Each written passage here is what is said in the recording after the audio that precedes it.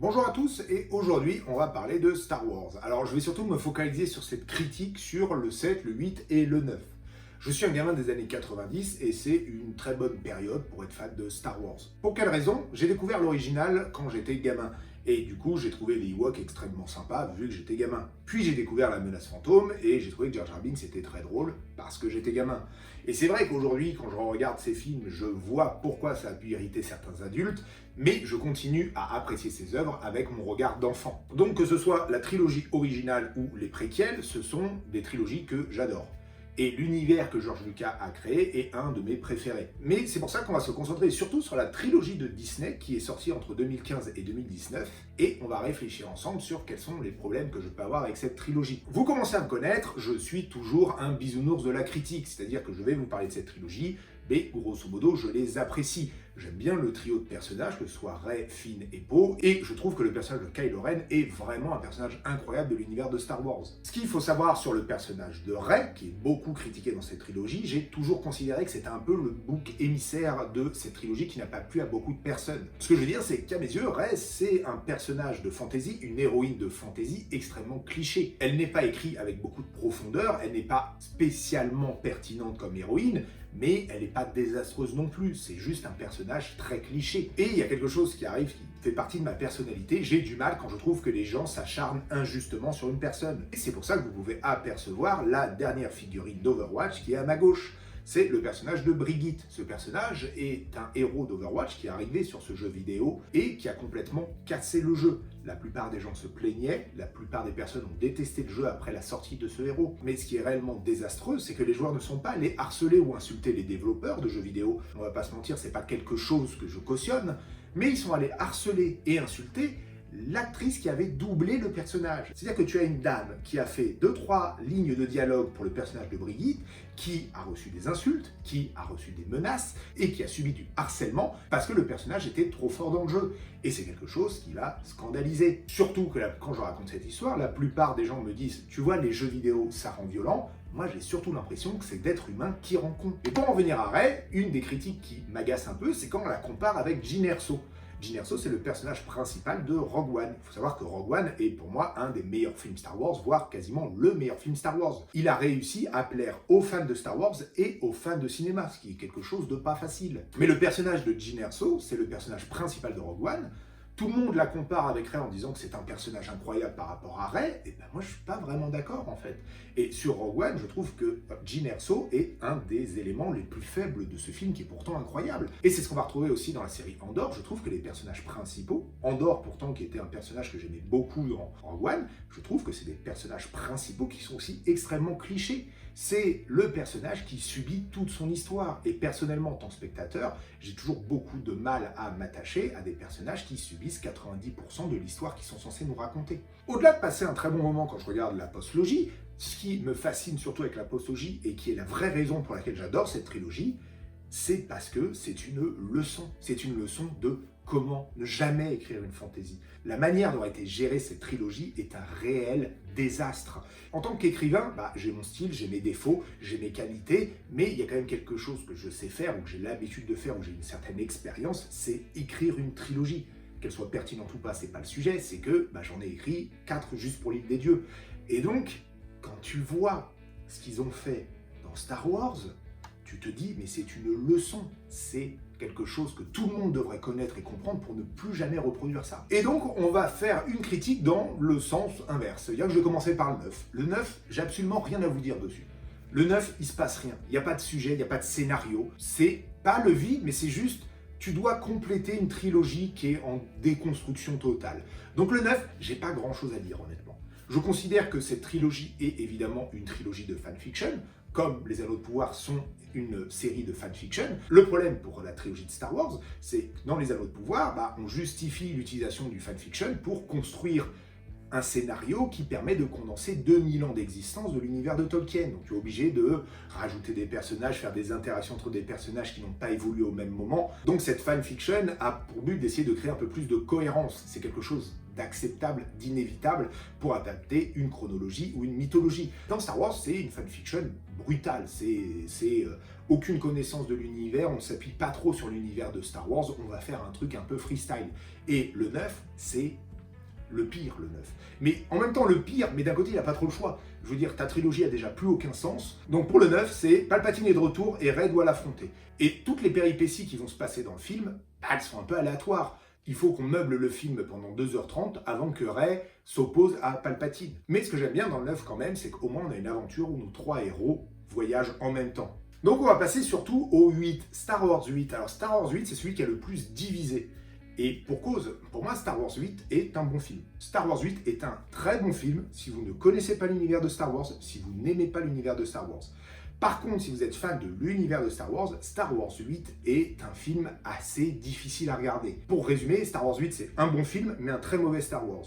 Et en fait, c'est que ce film ne va faire que déconstruire Star Wars. Je vous ai déjà parlé du personnage de Luke, je vous ai déjà parlé de l'utilisation de la vitesse de la lumière comme une arme, mais en termes d'écriture, il y a aussi d'autres problèmes qui se posent. Il y a le personnage, je ne me rappelle plus trop de son nom, de Holdo, de l'amiral Holdo, comme ça, je corrige si c'est pas ça. C'est un personnage qui est désagréable et irritable quand on veut te faire penser qu'elle est méchante, et qui te devient tout de suite bienveillante et héroïque quand on te révèle que finalement elle est gentille. Je trouve que c'est une construction de personnage malhonnête. Ton personnage, tu l'écris et c'est aux spectateurs d'avoir leur propre feeling. Si tu nous mets quelqu'un d'hyper désagréable quand tu veux nous faire croire qu'elle est méchante, bah ouais, c'est sûr qu'on va croire qu'elle est méchante.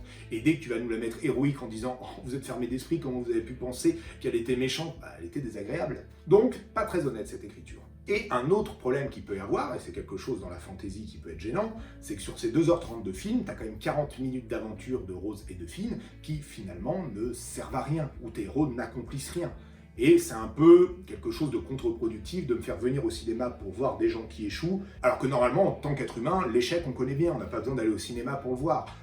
Et donc je trouve que c'est toujours assez risqué de faire un grand développement, une grande histoire avec tes héros, mais qu'en fin de compte, ça ne sert à rien et ils n'ont rien accompli. Autre chose dans le 8 qui n'est pas forcément lié au 8, qui est lié à la trilogie en général, c'est en tant que gamin des années 90 qui a adoré Star Wars, qui a adoré les préquels, il y a une volonté dans cette nouvelle trilogie de complètement abandonner les préquels. Et la seule phrase qui est citée, c'est une de Luke qui dit que lorsque les Jedi étaient au sommet de leur pouvoir, ils ont laissé Palpatine les manipuler et prendre le pouvoir et former l'Empire. Et cette phrase est complètement fausse. Si vous connaissez l'univers de Star Wars, si vous avez regardé les Clone Wars, si vous avez regardé les préquels, vous savez que tout ce qui est mis en avant dans le lore de Star Wars, c'est que Palpatine, certes, était un Sith extrêmement puissant, mais la raison de son succès, c'est aussi que les Jedi s'étaient perdus, que les Jedi étaient noyés dans leur arrogance, que les Jedi avaient formé une église, une secte plus qu'une vraie communauté, que les Jedi ont sauté sur l'opportunité de devenir des généraux de guerre et non des gardiens de la paix. Palpatine a réussi à les manipuler, mais parce qu'ils étaient aveuglés par leur arrogance. Enfin bref, donc quoi qu'il en soit, ça c'est les multiples petits défauts qu'il peut y avoir sur le lore de Star Wars et les difficultés pour ceux qui sont très attachés à l'univers de Star Wars. Mais pour moi, même sur le scénario, il y a quelque chose qui me choque au plus haut point dans cet épisode, c'est le personnage de Poe.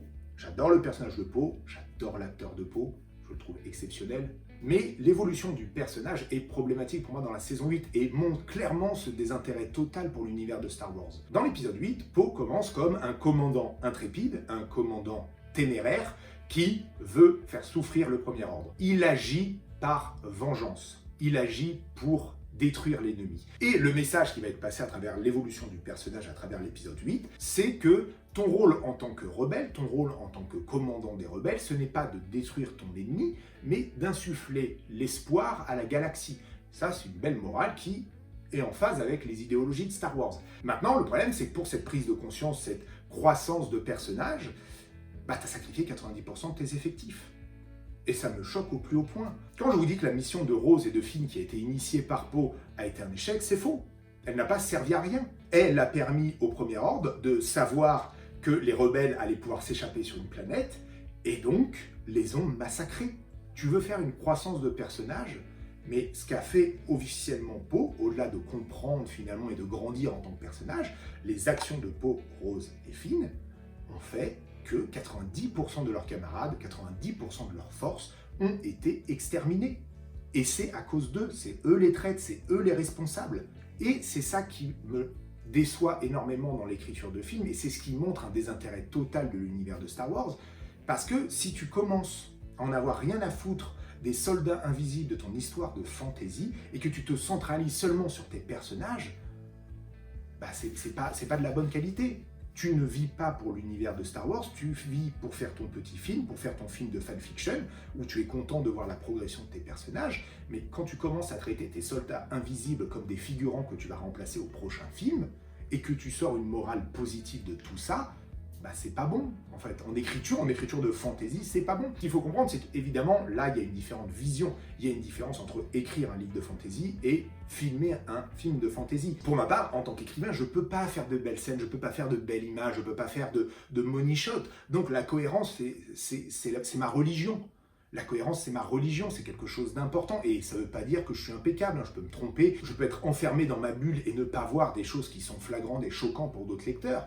Mais là, c'est vraiment quelque chose qui arrive un peu trop souvent au cinéma, je trouve. Alors je vais vous montrer cette scène, qui est une scène encore dans Star Wars, mais qui est dans la série Ahsoka. Dans Ahsoka, nous avons le personnage d'Ahsoka, Ezra et Sabine, qui doivent arrêter le retour de Thrawn, qui risque de revenir dans la galaxie. Ils vont croiser une adversaire qui est certes une bonne guerrière, mais je ne me rappelle plus de son nom, je ne sais plus ce qu'elle fait. Et pendant cette scène, Ahsoka va faire quelque chose de très honorable, elle va dire « Laissez-moi, je m'en occupe, allez arrêter Thrawn ». Et là, il y a une scène qui est complètement lunaire pour moi, tu vois l'opposition entre Ahsoka et cet ennemi, tu vois Ezra et Sabine qui marchent à 2 à l'heure sur le côté, il se passe 40 secondes avant que le combat commence. 40 secondes où, pendant qu'Ahsoka oppose son ennemi, les deux autres, ils marchent doucement. La pression qui monte, t'as l'atmosphère qui devient pesante, c'est génial. T'es là en mode, mais qu'est-ce que vous faites en fait? Qu'est-ce que vous faites? Je veux bien que le cinéma fasse des efforts et fasse des effets comme ça parce que c'est stylé, mais travaillez un peu mieux l'écriture. Là, 40 secondes, je veux dire, je sais plus c'est qui cet adversaire, mais c'est pas Palpatine. Allez-y à 3 et déglinguez-la. Ah ouais, c'est pas honorable, mais tu t'en fous, t'es censé empêcher une grande menace de revenir sur la galaxie. C'est pas une question d'honneur, vous l'attaquez à 3, Grievous style, elle meurt en 1 seconde et demie et vous allez continuer avec votre quête. Et le problème, c'est juste la situation. L'écriture n'est pas assez léchée pour que tu aies besoin de faire cet affrontement. Tu peux trouver 10 000 manières d'écrire différemment l'histoire pour avoir cet affrontement que tu veux. Le problème, c'est que là, tu crées un sentiment d'urgence, tu crées un sentiment de nécessité, de mission hyper importante, et à côté, quand tu vois tes 3 héros qui commencent à se la couler douce parce qu'il y a un affrontement et on veut savoir lequel des deux va gagner, c'est pas terrible. C'est pas terrible. Et puis à la fin de la série, finalement, Ahsoka et Sabine n'ont pas réussi à s'échapper. Oh bah mince, je me demande où est-ce qu'ils ont perdu du temps. Et c'est un peu le problème que j'ai de temps en temps avec le cinéma. Après, c'est qu'un biais. Moi, je suis un écrivain, je suis un fan de littérature avant tout. Donc, c'est normal que j'ai mes biais et il faut pas vous frustrer ou être vraiment braqué sur ça. Ce n'est que mon opinion. Mais je trouve que tu as une possibilité de faire ce que tu veux, mais il y a vraiment un travail d'écriture qui n'est pas assez travaillé. Et c'est ce qui est très ressenti dans les dernières œuvres de Disney. On va vraiment faire quelque chose de simple et c'est ça qui se sent et qui est gênant. Et là, je vais passer sur la critique du 7, qui est pour moi la plus grosse anomalie qui existe et qui est la pire œuvre pour commencer une trilogie. Star Wars 7, pour moi, et c'est exactement dans la continuité de ce que je disais avec la série d'Ahsoka, je trouve que ce qui émane vraiment, c'est l'arrogance de Disney. Ça veut dire quoi? Disney s'est dit « Oh, faire un film Star Wars, c'est pas bien dur. » Ce que veulent les fans de Star Wars, c'est des épées laser, R2-D2, et des vaisseaux qui font piou-piou, et c'est tout. Et tu sens vraiment dans l'écriture que ils n'ont pas jaugé en fait le boulot que ça allait leur demander. Et à quel point c'est compliqué de faire un film Star Wars. J'ai regardé le 7 en 2015, le jour de sa sortie au cinéma. C'était la folie. Les gens, dès qu'il y avait R2-D2, dès qu'il y avait une épée laser, dès qu'il y avait le Faucon Millennium, ça partait en cris dans le cinéma. Je regardais ça avec une pote qui n'avait jamais vu aucun Star Wars, elle a détesté, elle savait pas ce qui se passait, elle comprenait rien. C'était vraiment quelque chose de assez unique à regarder. Et l'opinion du 7 pour moi n'était pas négative. Elle n'était pas négative l'opinion.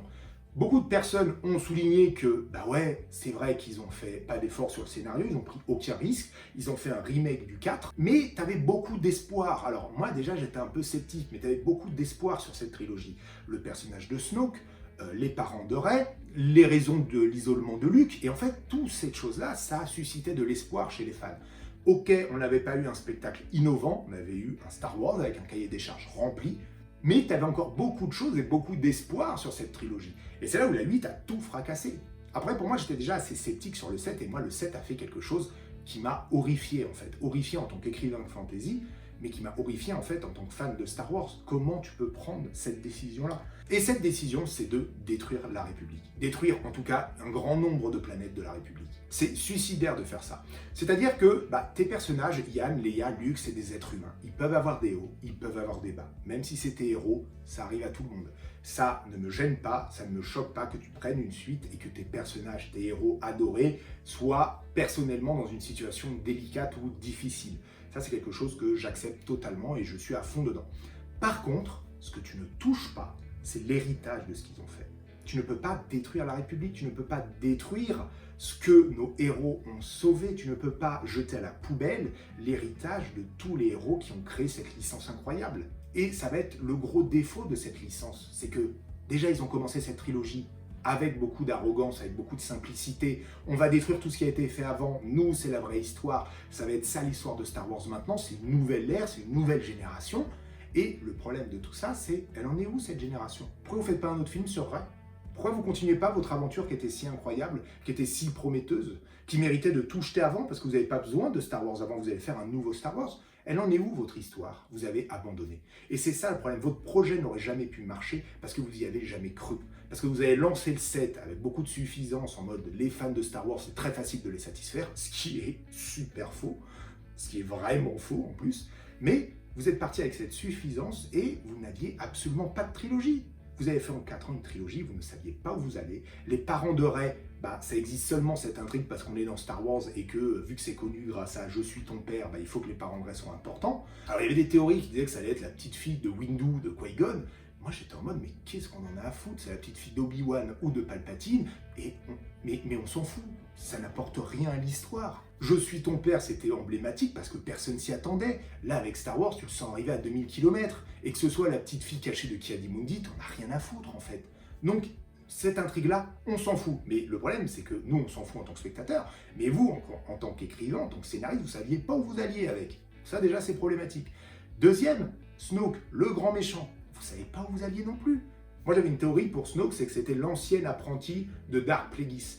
Je trouvais ça assez stylé parce que il avait une expérience du côté obscur, il avait survécu à la succession de l'apprenti de Darth Plagueis, il avait grandi dans l'ombre isolé, justement, tu peux utiliser la fameuse planète des Sith où il s'était isolé, et au moment où Palpatine a été écarté, son rival et son supérieur, il va essayer de prendre la relève, il va essayer d'installer un empire Sith en s'inspirant de celui qui l'a toujours dépassé. Par contre, ce que j'aurais évité de faire, c'est remettre des Stormtroopers qui ont exactement la même gueule que l'Empire. Et surtout, je n'aurais jamais détruit la République. J'aurais fait une aventure qui se passe dans la bordure extérieure, où il y a des enjeux, mais où tu maintiens quand même tous les accomplissements qu'ont fait tes héros légendaires, tes héros qui ont porté cette série. Et c'est ça qui est triste en fait avec Star Wars aujourd'hui, avec Disney. Le problème de cette trilogie, le reproche qu'on peut faire à cette trilogie, finalement, c'est pour ça que j'en veux pas aux films, j'en veux pas aux acteurs, j'en veux pas aux personnages. J'en veux à Disney parce qu'ils n'ont jamais cru en ce projet. Et c'est là où tu arrives dans, pour moi, le plus gros désastre et le plus gros naufrage de Star Wars sous Disney. Aujourd'hui, j'adore ce que vous faites. Mandalorian, Bad Batch, Rebels, même si j'ai beaucoup aimé. Obi-Wan, j'ai trouvé ça sympa, sans plus. Mais le problème de tous les Star Wars que tu vas avoir, c'est qu'aujourd'hui, la série qui sort, c'est quoi? Andor. C'est quoi Andor dans l'univers de Star Wars de Disney? C'est un préquel, d'une trilogie originale qui ne sert plus à rien parce que Disney a dit tout ce qui se passe, tout le sort de la galaxie se passe dans le 7, 8 et 9. Du coup, on est en train de nous faire visionner une série qui est un préquel d'une trilogie que Disney n'aime pas, que les gens n'aiment pas. Et comment tu veux me faire susciter de la hype à regarder quelque chose qui est complètement obsolète. Et c'est pour moi le problème de l'univers de Star Wars de Disney. Soit vous assumez jusqu'au bout et vous continuez avec Rey, avec Poe, avec Finn. Et moi j'irai regarder, je vais voir ce que vous voulez faire avec cette trilogie, je suis assez curieux. Soit vous faites table rase, soit vous repartez à zéro. Parce qu'aujourd'hui, l'univers de Star Wars, il a un point mort. Il a un point mort. Oui, j'adore. J'irai regarder dès qu'il y a Mandalorian, dès qu'il y a Grogu, dès qu'il y a Ahsoka. J'irai regarder, il n'y a pas de problème. mais il n'y a aucune hype, il n'y a aucune ambition, il n'y a aucun projet, il n'y a aucun rêve, il n'y a rien. Parce que tout ce que vous avez créé, tout ce que vous nous vendez aujourd'hui, si ça se passe avant le 7-8-9, le message que vous nous avez communiqué dans le 7-8-9, c'est que tout ce qui se passe avant le 7-8-9 ne sert à rien. Tout ce qui se passe avant le 7-8-9, c'est obsolète. Et voilà, c'est à peu près tout ce que je voulais dire. Alors, je m'excuse, normalement, c'est vrai que même si j'aime bien Star Wars, j'adore l'univers de Star Wars, et même quand je parle des 7-8-9, je me laisse un peu emporter. C'est vrai qu'il y a tellement de choses qui m'ont déçu dans l'écriture et qui, comme je dis, qui sont hyper enrichissants pour voir à quel point l'écriture du 7-8-9 est un désastre absolu. Alors, encore une fois, je suis très virulent sur l'écriture, sur les décisions de Disney, sur l'idéologie de Disney de Star Wars. Maintenant, il y a quand même quelque chose que je veux signaler. J'aime beaucoup les films. Je regarde les films avec beaucoup de plaisir. J'arrive à faire abstraction de toutes les erreurs scénaristiques parce que dans ma tête, j'ai ma propre image de ce qu'aurait dû être ces films. Et c'est l'autre chose que je veux poser comme problème. Toutes ces analyses, tout ce que je vois en fait comme défaut dans ces films, je les vois et ça m'apparaît énormément parce que je les ai vus énormément de fois ces films. Je les ai vus plus de 5 fois en 10 ans, les Star Wars de la postlogie. Donc ça reste des œuvres que j'apprécie, je passe du temps devant et j'apprécie les regarder. Et c'est un peu un défaut que j'ai dans les œuvres de fantasy aujourd'hui. Je trouve, surtout la génération Disney, que ce soit Marvel, soit Star Wars, l'écriture est toujours mauvaise. L'écriture est toujours mauvaise. C'est pas criant, c'est pas choquant, parce que je pense que ces séries sont faites pour que les gens ne les regardent qu'une fois. Et c'est ça qui me dérange en fait. Tu fais une œuvre de fantasy, tu fais un univers dans lequel les gens aiment se replonger. Moi, quand je regarde Star Wars, je regarde tout. Quand je regarde Le Seigneur des Anneaux au cinéma, je regarde tout. Quand je regarde le Marvel, le MCU, je regarde absolument tout. Ça me prend un temps monstrueux. Mais c'est ce que j'aime faire. J'aime me replonger dans des œuvres de fiction, d'univers qui sont si importants pour moi. Et la déception que j'ai beaucoup avec le travail de Disney, c'est que j'ai l'impression que beaucoup des séries de fantasy ou de films de fantasy qui se font aujourd'hui, ils ont pour but de un peu cacher tous les défauts. C'est un film, vous devez le voir qu'une fois. Et si vous voulez passer du temps, si vous voulez le regarder plusieurs fois, il va avoir des défauts d'écriture énormes qui vont vous sauter à la gueule. Et c'est un vrai questionnement qu'il y a. Est-ce qu'aujourd'hui, finalement, les œuvres de fiction, tu es censé les voir qu'une fois? Est-ce qu'on a raison ou on a tort d'exiger de la part des maisons de production, des scénaristes, de faire un scénario qui, au bout du 3e, du 4e visionnage, tient toujours à peu près la route? C'est vraiment, moi, ce que je ressens en tant que spectateur, en tant que fan de fantasy dans les œuvres de Disney. Je parlerai de Marvel dans ma prochaine vidéo, mais que ce soit Star Wars, j'ai l'impression que je regarde une œuvre où Disney, où les scénaristes n'ont jamais vraiment cru en ces œuvres, n'ont jamais consacré le temps nécessaire dans ces œuvres. Il faut alimenter Disney+, donc on va faire des séries, mais on n'y croit pas vraiment. Mais on n'a pas envie d'aller faire du bon travail d'écriture dessus. Et c'est ça que je trouve assez déprimant quand tu es fan de cet univers. Merci à tous d'avoir suivi cette vidéo, j'espère qu'elle vous aura plu. Je vous dis à la prochaine pour taper un peu plus sur Disney, mais toujours dans la bonne humeur, parce que la prochaine vidéo, ça va être le MCU. Et le MCU surtout après Endgame. Donc je vous dis à bientôt, prenez soin de vous, ciao. I'm cold inside, give all I have just to feel alive. I fight to live, I fight to strive. One day I'll have what I want.